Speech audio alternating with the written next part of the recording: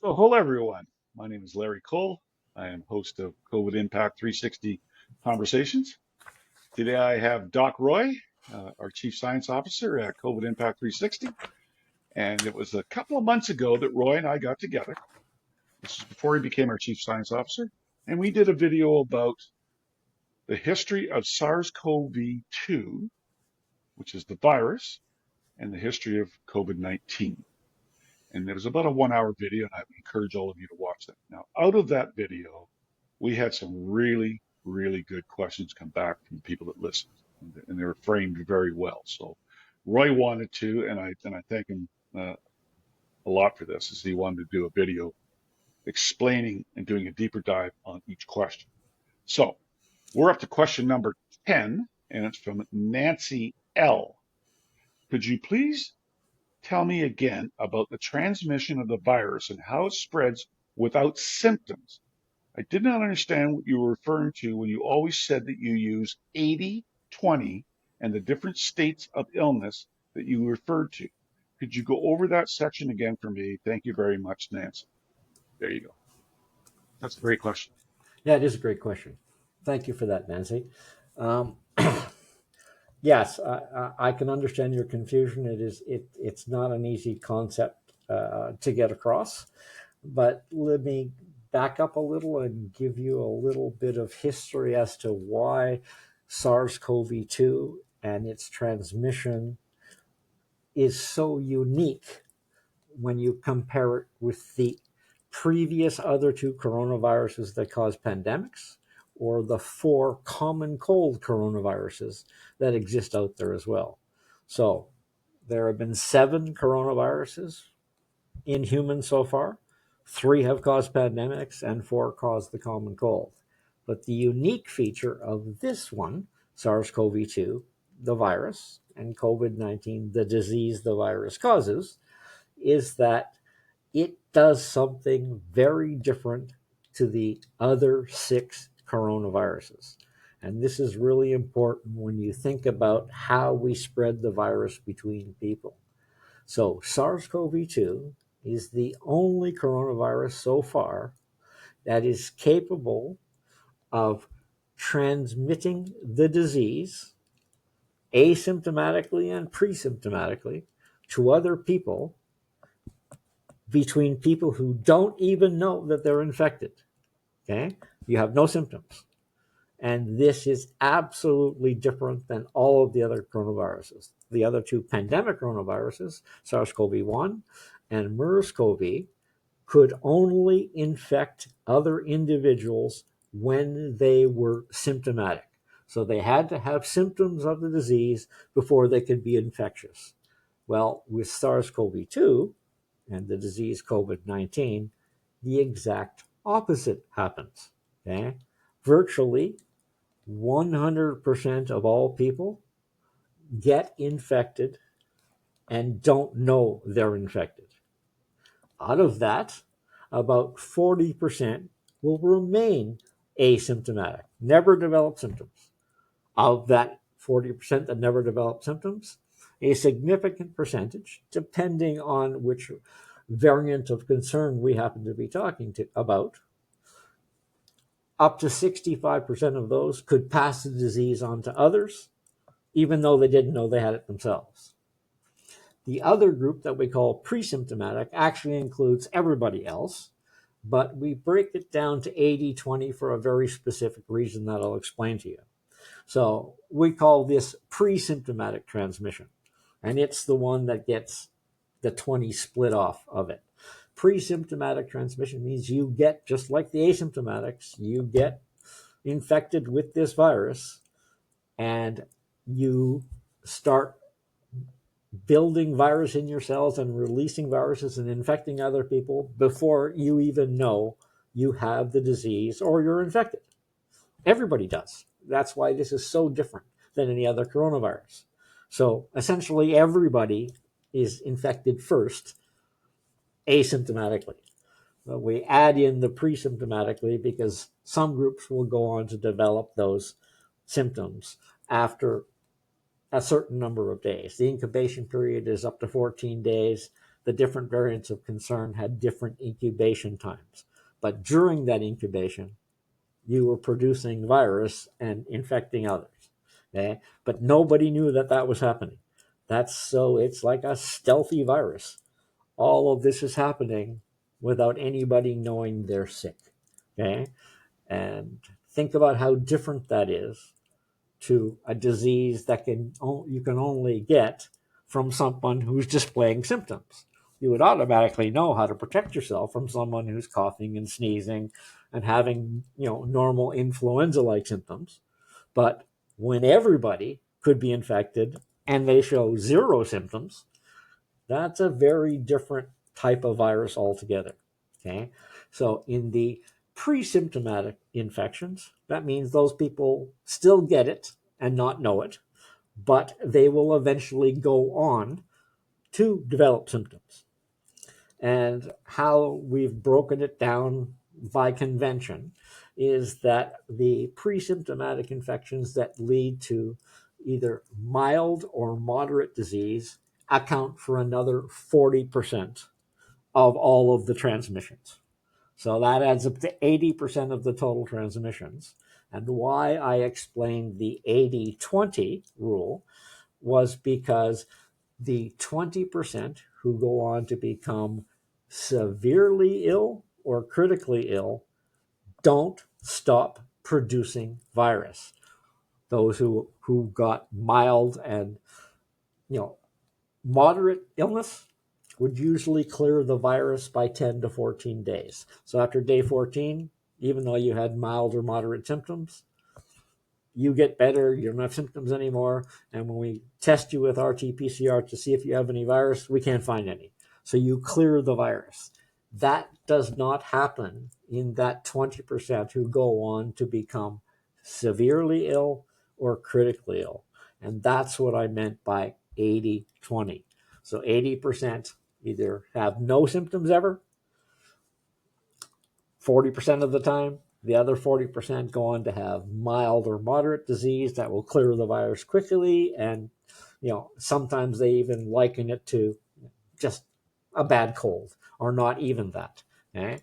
But it's the other 20% that still got infected by people who didn't know, from people who didn't know they were infected. It's that they don't clear the virus anymore. They maintain, both groups will end up in the hospital, but they will maintain their production of virus continuously for weeks or months. Okay.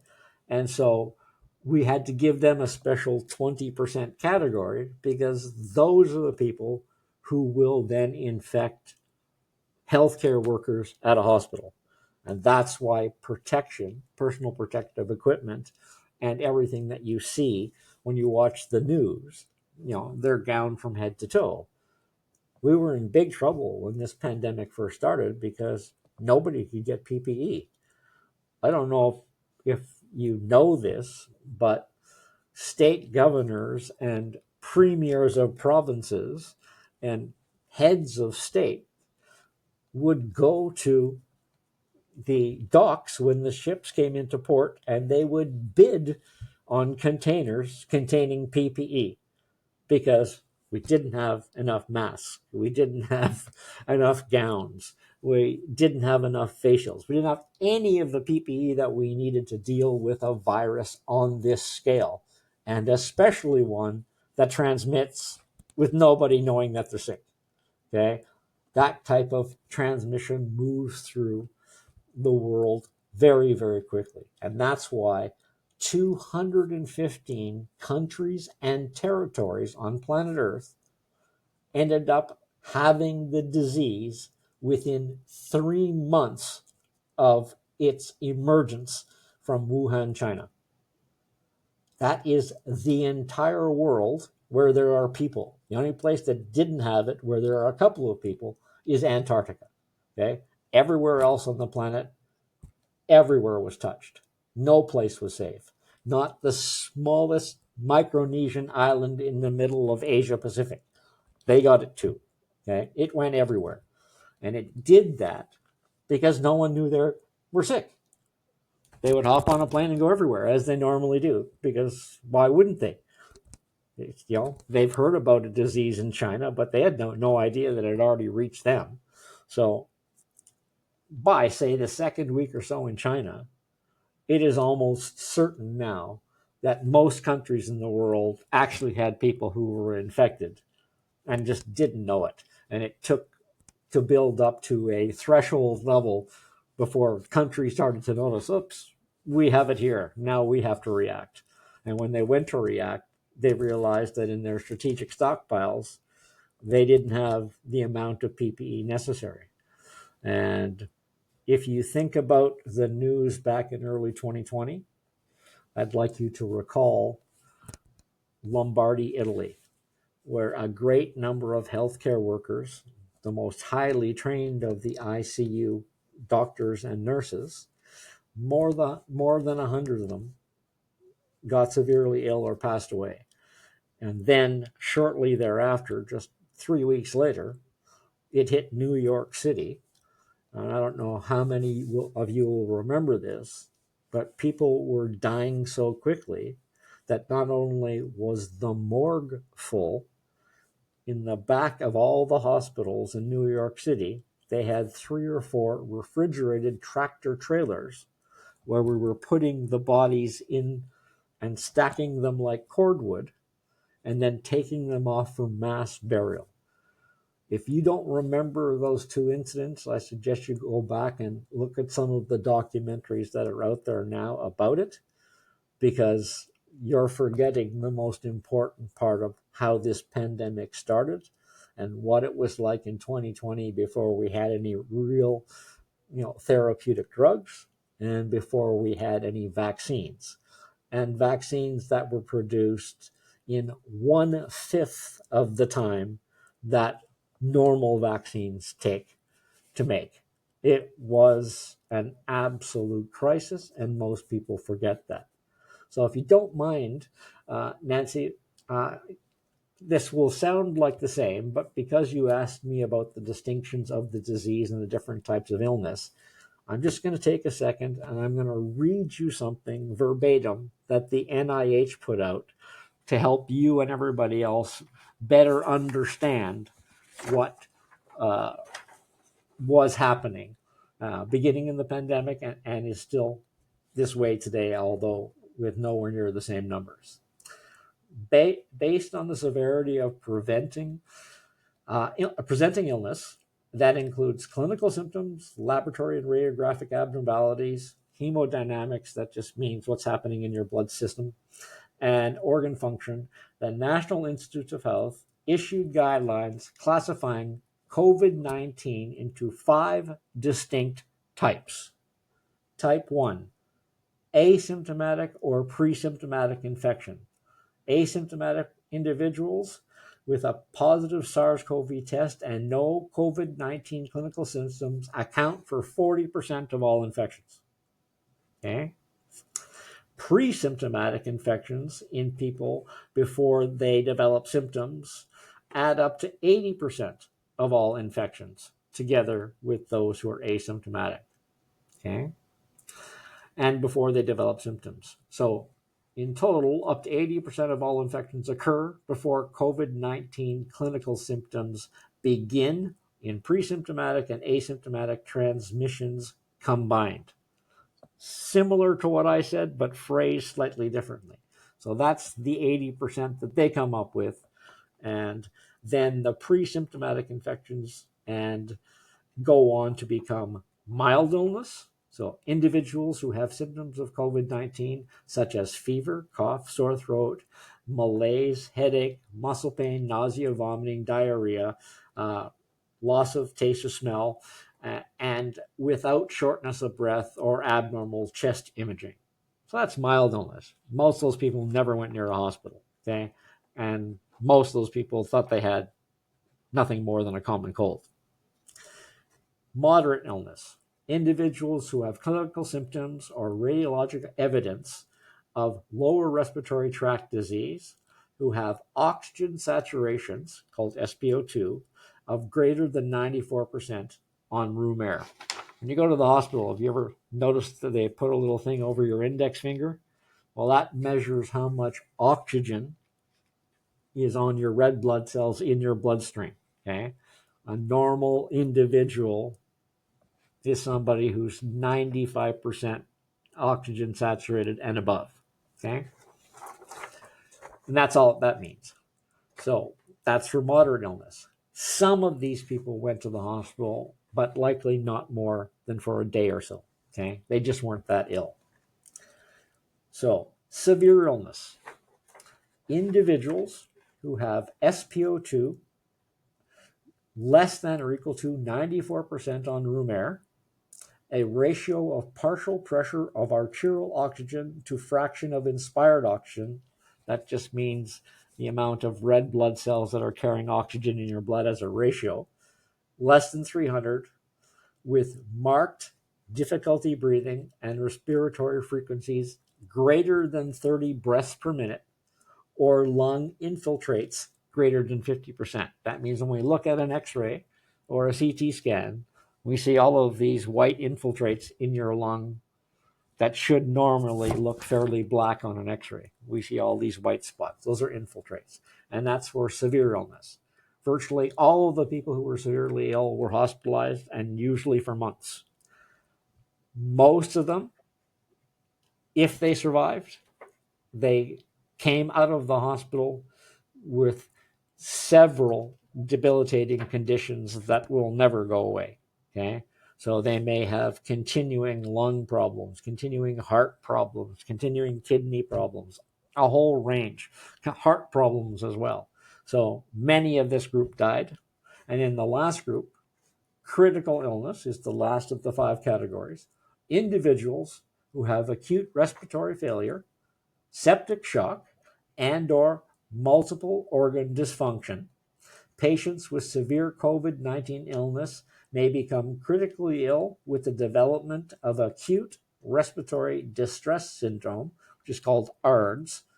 It's very serious, which tends to occur approximately 1 week after the onset of symptoms. Almost 100% of those characterized as critically ill and who developed ARDS, which is acute respiratory distress syndrome, all of these people were ventilated and on a ventilator, intubated and on a ventilator. They were in the hospital for a long time. Almost none of them survived. This is the category that had the greatest number of deaths. So both severe ill and critically ill were in the hospital for a long time. If you were lucky as a severe illness to survive, you didn't come out as you went in. And if you're critically ill, you almost never survived. Okay. But they could be in the hospital for months. And then to tie this back together to what I said originally, this is where those 2 categories account for that 20% that can then, once they're in the hospital and don't clear the virus and are severely ill, anybody who's attending them as a healthcare professional must be in full PPE to be able to protect themselves. And anybody who's watched the news in the last couple of years now, when they show an ICU and COVID-19 patients in that ICU, you're going to see the doctors and the nurses all wearing what looks like a space helmet with a tube that goes down the back and attaches to a filter on their and a pump on that sits around their back, and that's called a positive air pressure respirator. So what it does is it keeps oxygen flowing at a higher pressure than the room oxygen, so nothing in the room can then get inside that helmet. Okay, it's similar to a spacesuit. Okay, and you'll see that in all of the OECD, the wealthier countries, you're not going to have anybody working in ICU that's wearing a face shield and an N95. They're all going to be in these positive air pressure respirator helmets. Okay, but that ties together both what I originally said and tried to explain as 80-20, and gives you then the NIH's own definition of why it's that way. Okay, so I hope that helps to clear up your confusion, Nancy, and I understand that this is not an easy topic to understand. But just take away one message. SARS-CoV-2 virus was so different than any other coronavirus and almost all other respiratory viruses in that people got infected from people who didn't know they were infected and went on to infect others and infect others and infect others because nobody developed symptoms for days. Yet you were passing this virus stealthily to everybody else. That's why this pandemic has lasted 5 years and why it still continues to this day. And on that note, be aware that the virus today is likely more infectious and certainly more immune evasive and at somewhat higher levels than the other variants of concern have been in the past. Okay? We're just lucky that we have some innate immunity from previous infections and vaccines, although they don't last long. But in this case, that we have that small amount of protection, and some of the Omicron subvariants have not been as virulent. But know this, there is absolutely nothing saying that tomorrow we cannot have variant of concern number 6 pop up that is not only more infectious, more immune evasive, but also more virulent.